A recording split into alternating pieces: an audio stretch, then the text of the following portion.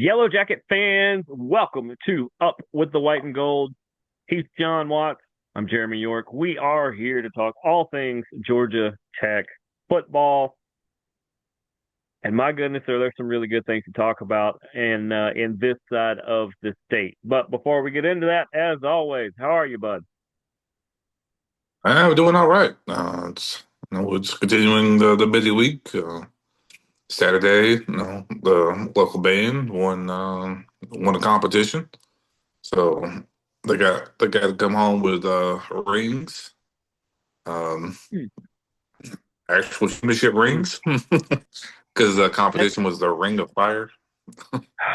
Okay. And Oh yeah, to they to played it say up. They did to a save whole. my usual rant about that, I will say congratulations to um your young one on their accomplishment, and it's fantastic that they have a ring. And off air, we will continue that conversation. But that was good. It was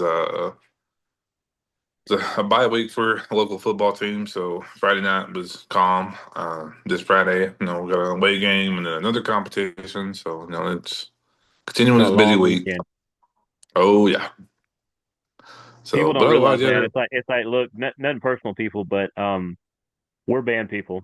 Uh, so that's part of why I become such a football fan. Is starting in middle school, I either reported for the school news on a lot of the basketball games and all of the football games, or I was in the marching band, so I was required to go to all of them. And if you're going to be stuck at a game the entire time, you might as well start paying attention. That's how I become a football fan, actually, between that and some people around me. So in this that's case, fair. having a long, I don't know how long you guys are going, but a pretty decent long away game on a Friday, which means you're going to get in early Saturday morning. You're going to get a handful of hours of sleep. You're going to get back up and take another long trip somewhere else and get back sometime Sunday morning, Yep.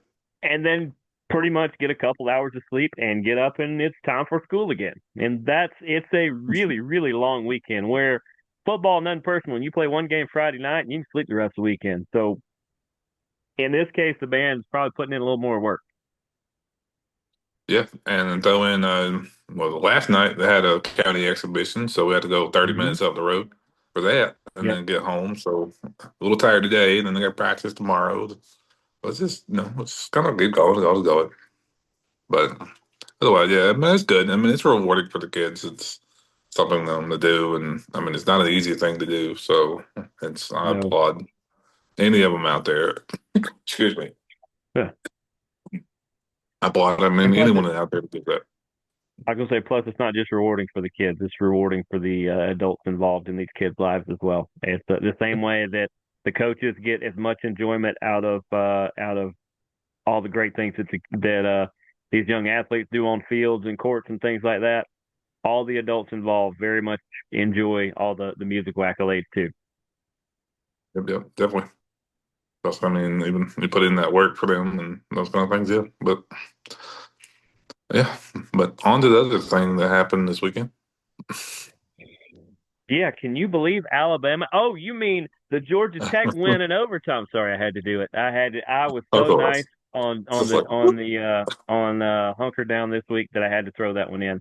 But yeah. no, how about Georgia Tech?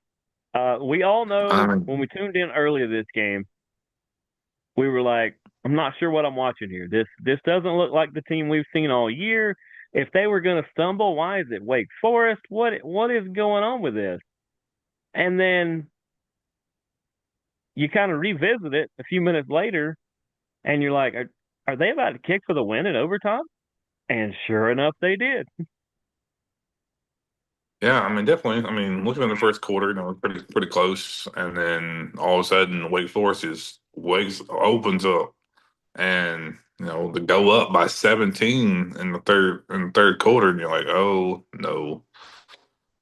I don't want to have to wear Georgia stuff, but of course, I'd rather wear the win. But I was just like, oh no, here comes that first one, and then oh, okay, we're doing something. Okay, we're doing something.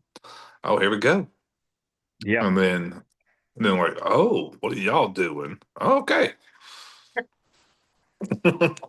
Yeah, and I don't think we ever went over the parameters of our gentleman's agreement on here, because I know I actually want to lose the other one, even though that means I'm going to be wearing Buckeye stuff, which is that is a monstrosity to itself. What's the parameters of ours? You took the over in I said two Well, games? yeah. So as much as I don't want to wear Georgia stuff, I want to wear Georgia stuff. Yeah, because it like I said, isn't it two ACC losses and you took the over? Is that right? Yeah, Looking this pretty good year's. so far. I will have to say Yeah, that. yeah, yeah. But like I said, And like that is the it's good. parameters. Is I let for people who don't know, I let both John and Jake pick either if they wanted the over under, pick the number, whatever it was, and I agreed to the other side. So if if uh, Georgia Tech has two ACC losses or fewer, then that guy over there is going to be wearing that good old Bulldog stuff on the show. And if somehow they get a third ACC loss uh, at some point, I will be wearing Buckeye stuff. And yeah, I don't really want to do that. I don't have anything against the Buckeyes. It's a lot of their fan. It's part of their fan base. It's the worst part of their fan base. And every fan base has it, but it's that part of the fan base that just man, a bunch of Karens. We'll put it that way. And not the nice Karens that we all have in our lives. No, just the ones we see TikTok videos of. Those. Right. And that's the reason why this kid our this kid's generation use the state of Ohio, meaning someone's weird. Yeah. Like I said, I don't have anything against. I mean, right now, honestly, Ohio State might be the best team in the country just because of Yeah. that Georgia stumble I just mentioned. But the landscape this year in college football is it's Yeah. pretty evened out. There's not really a front runner anymore, and we were saying Georgia Tech might be our sleeper to win the ACC and then to maybe wreck somebody in the first week of the playoffs. I'll be honest, they keep on the track they're on now. They might do a little more than that. Yeah. Nice use of the word wreck there. Um, but yeah, I Well, mean, I tend to ramble, so I just ended it with wreck. yeah, it works. I mean, anytime you throw in rambling or wreck or it is the T. Well, throw in those random little puns there. It works. Um, yeah, I mean, rolling right now. I mean, top of the ACC. Um, so what, we're 5-0 now.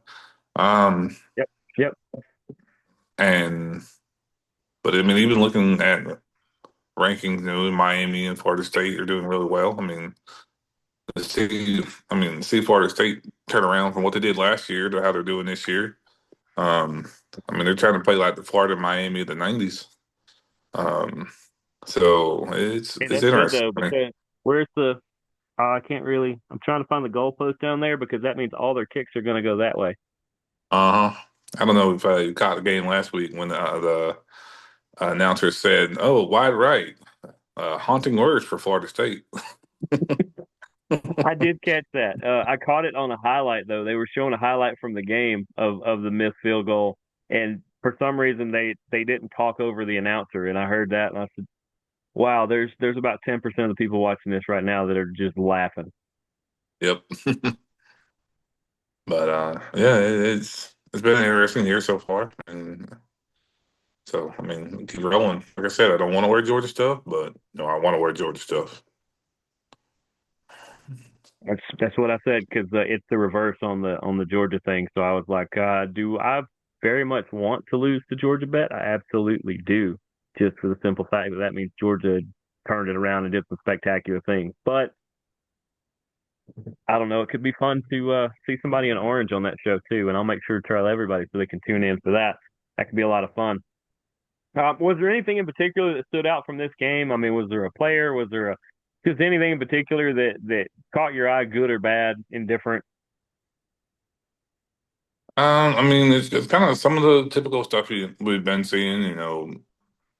Haynes King really doing it in the air and on the ground. Um, but a lot of Aiden Burr appearances on this game.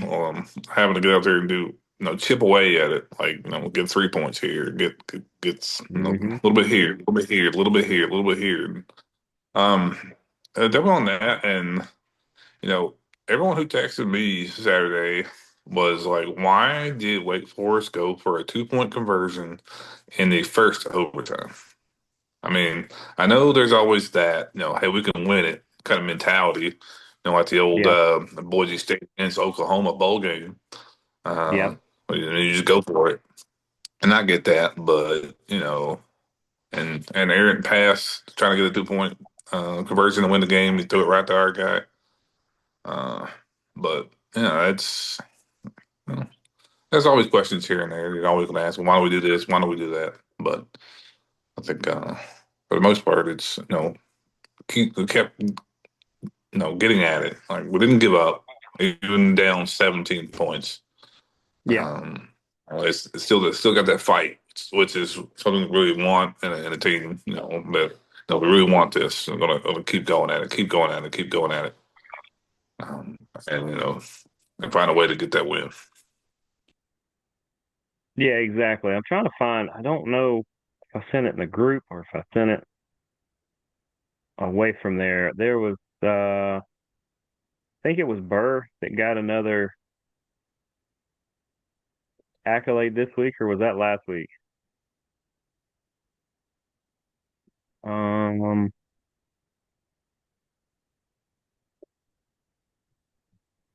I may have just shared it and I don't remember. Probably put it on a story or something. But I think Burr got like another like special teamer of the week, or maybe that was last week or something like that. But I also know that um, Haynes King, as of this weekend, is now fourth most in Georgia Tech history in total offensive yards for the program. And there are three people ahead of him. Do you happen to? I believe they're all quarterbacks because obviously that's how you get the most yards. Any idea who the three people ahead of him are in total offense yards in program history? Mm. You should get at least one, if not two. If you get the third, I'm going to ask who he is. uh, Joe Hamilton. Joe Hamilton, number one. He needs like 3,200 yards to get to him. Hamilton's the one who gave us that 1990 championship. So, and I think he was runner up to the Heisman. Should have won Um, it. yeah, but we also should have won not having shared the national championship with Colorado either. But That's two. They got 5 downs, which means that was an illegal play. yep. That's not a biased statement. Those are So, facts. um, hmm, all quarterbacks. I'm pretty sure. Because if this guy that I don't know somehow ran for this many yards, God bless him. Because to catch even the Um, next guy, he would need 1,800 yards to get to the to third place.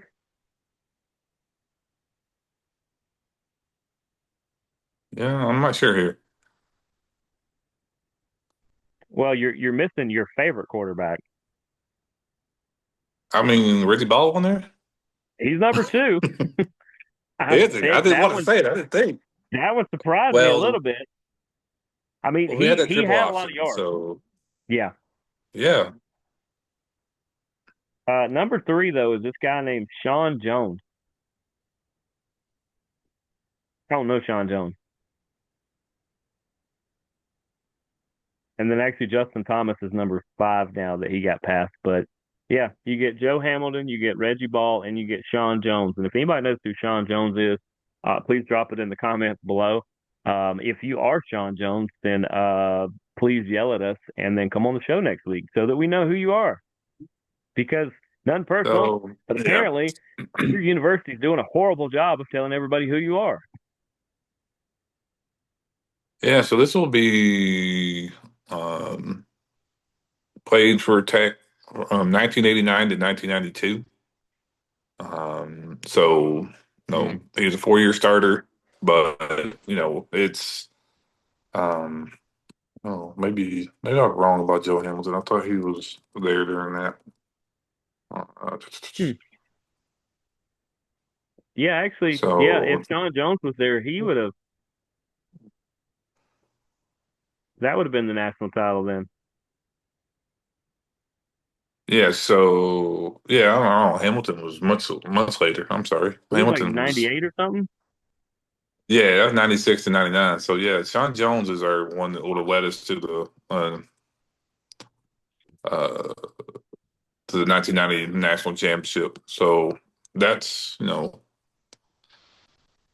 sad. I mean, yeah, I mean sad. I know. I mean, I hear of you hear Reggie Ball, you hear Joe Hamilton, but you don't hear much on this one. He's the one that was there for the championship. Um, Fortunately, he didn't have much of a career after that. Played 1 year with the Vikings, and then played a couple of years in the CFL, or not the CFL, excuse me. Yeah, CFL. Hmm. That's weird. I Baltimore still think that Stallions might in the be better than CFL. Reggie. I'm not sure what Reggie did. I don't remember him going to the league. Um, yeah, I don't Maybe he know. did. There's a lot of them. Probably not. But yeah, while you're looking that up, yeah, Um, I thought that was just yeah, really cool that he's done that in technically his third year now. He's starting his third year. He was here 2023, 2024, and then now into the present 2025. So, I mean, honestly, if he throws for, like I said, he only needs 3,200 yards. So, depending on how long they play, you got an ACC game, you got potentially a couple other games after that. If he throws for 3,200 more yards, or better yet, he don't have to.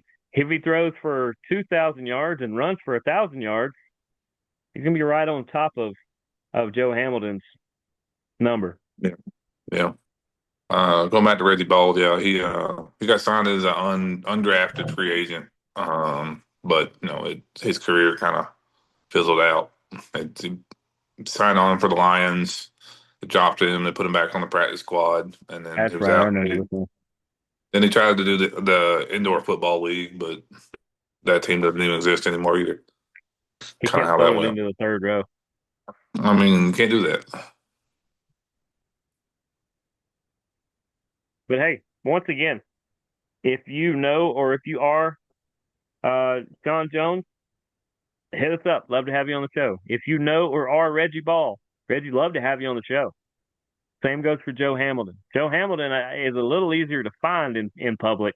I know where he's Mhm. at, but yeah, we'd love to have any of you guys on. Just because, Yeah, not just because you're at the top of the list, but there's a lot we can talk about, and we'd love to hear your perspective on it. yeah, definitely. I But mean, any guy, any former player are always yeah, welcome. or current player, we'll take those two. Yeah, yeah, I'll be honest, I'll take Chaz Chambliss on this show. yeah, I mean, Carrollton legend. I know yeah, he yeah, played for definitely. the red and black, but I think you'd have a lot to say about all this stuff here. But I think Yep. we've exhausted everything you can say about that particular game. Um, let's talk a little bit about the upcoming game. There they are. Yep, They are off this week, are they not? we are. I believe so. Yeah, we are. Sorry, that was not a question. That was a confirmation. We are off this week. It's play again Yeah, next week. I was pretty sure because Georgia had the really early one, and I thought Tech was just a couple weeks later. So good Yep. time to rest up. Haynes King is always number one on needs to rest up and get well because he stays dinged up because of the way he plays.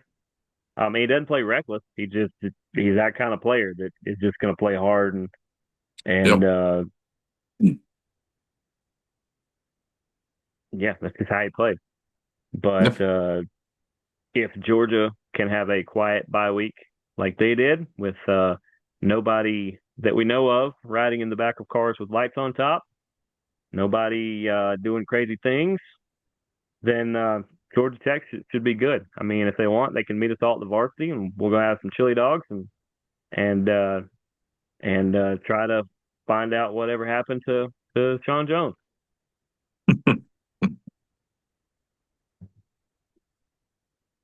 I mean, we always say that though. With a bye week, you you technically can win it. I'll say you can't win the bye week, but you can sure lose it.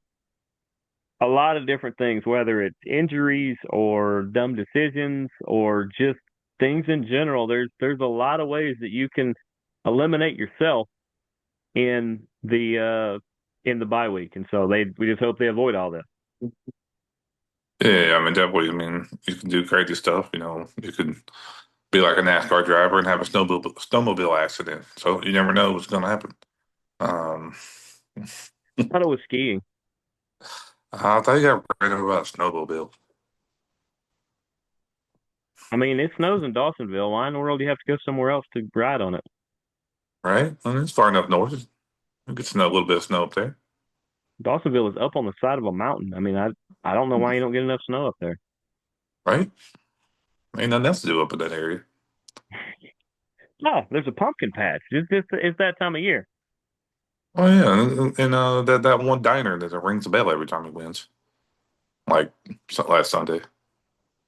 And that's the real thing, by the way. Side note, my parents know people in from Dawsonville and know not the famous drivers or anything, but No, that awesome, place baby. is real. They really went there and they really do ring that bell. Yeah, my great uncle knew Austin Bill, Mm. hence why no, my cousin used to be the tire changer. But yeah, that's a whole another podcast we could do. Um, Oh yeah. But in the yeah. last couple minutes here, I don't know. You weren't on the show last week, so I ain't really been keeping up with the picks or anything like that. But since they're on the bye week, we will have you pick two games that we will choose the winners of, and I will pick two games. And I told you they don't have to be ACC; they can literally be anybody. But who you got? I'll do one, at least one ACC. I Battle wonder of if you're gonna Florida pick the here. one I'm looking at. Miami at Florida State. Uh, Not the one I was looking at. Okay. yeah, so I'll let the match up here.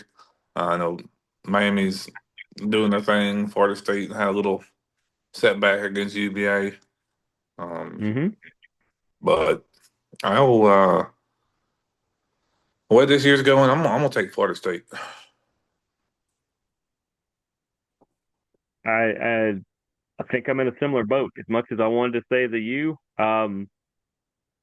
man, as I said, I believe I picked it that way on Hunker Down as well. This is one we picked over there, and I said I heard Bert Kreischer on the Rich Eisen show from last week, I believe, and he told a story, and the moral of the story, the whole thing all came down to two simple words, and that was "Go Noles."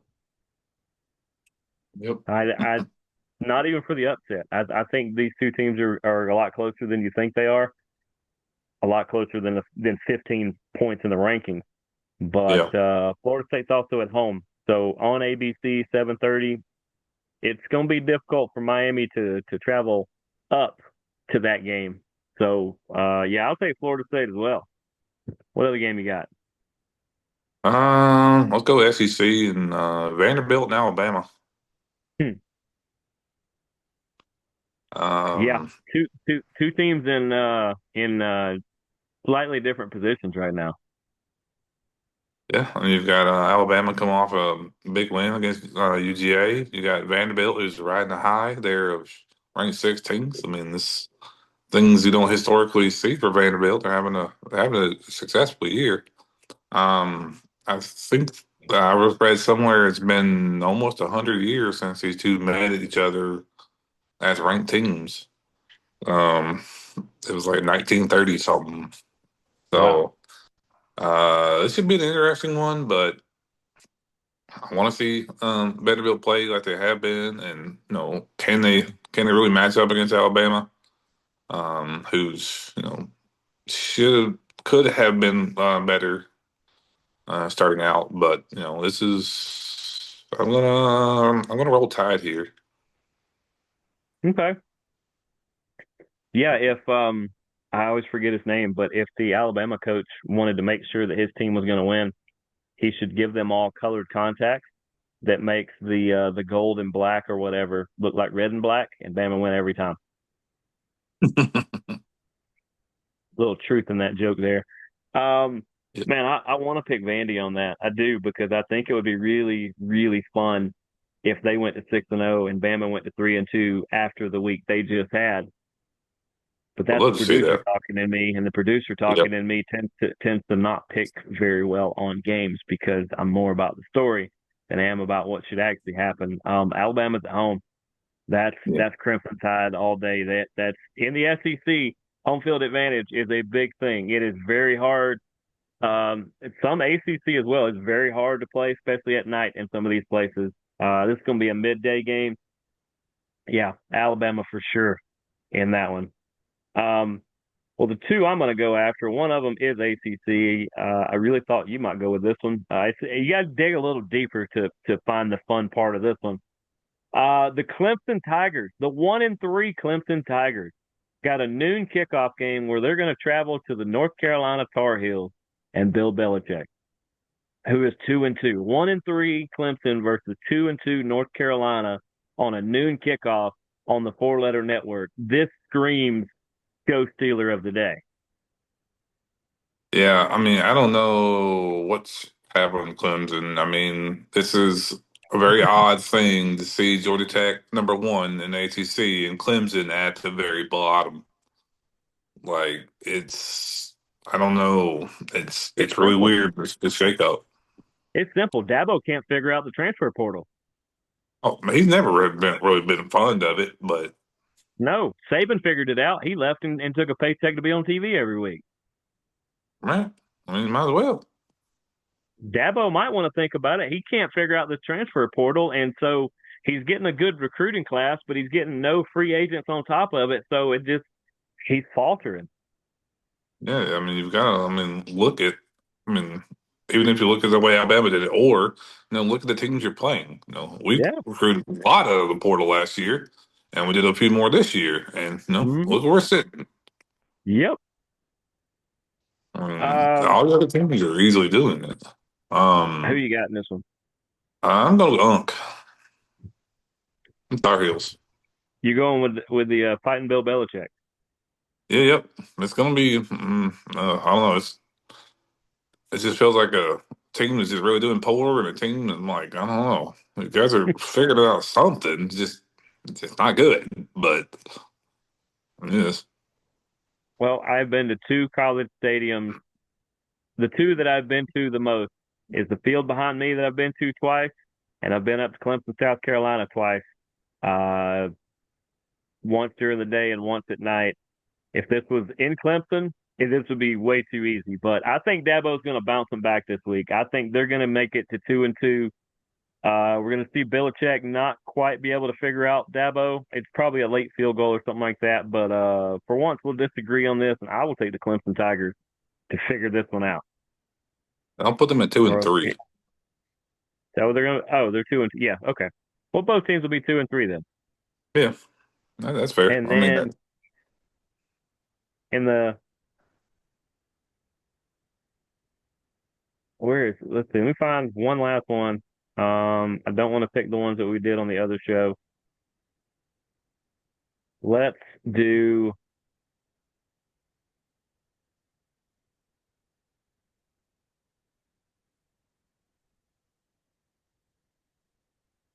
I already did that one. All right, this one's just kind of funky. Number we got 3-1 Washington with a 3:30 kickoff on the Big Ten Network against 4-0 Maryland. I did not know Maryland won 4 games already this year. Um, I will take Maryland at home. that's fair. Maryland, I think that's always been one of those teams that, like, they can sneak in there and you don't really know they're there. They stay fairly quiet. I mean, they stay consistently, kind of toward the middle, but then once in a while they'll show up. Yeah, if I remember correctly, they are former ACC a long time ago. It feels like a really long time ago at this point. But yeah, I'll roll with you on that one because I like the Fordham Terrapins at home. Definitely so. And we have just enough time to basically sign off. So that is exactly what we're going to do. Thanks for tuning in to another great edition of Up with the White and Gold. He is GA Tech John Watt. I'm Jeremy the Impact York. Remember, you can't win the bye week, but you can certainly lose it. But you can't lose it at the varsity. So I guess we'll see all you guys at the varsity for some chili dogs. And until then, we will see you guys next week. Deuces, gooses, go Tech. Go Jackets.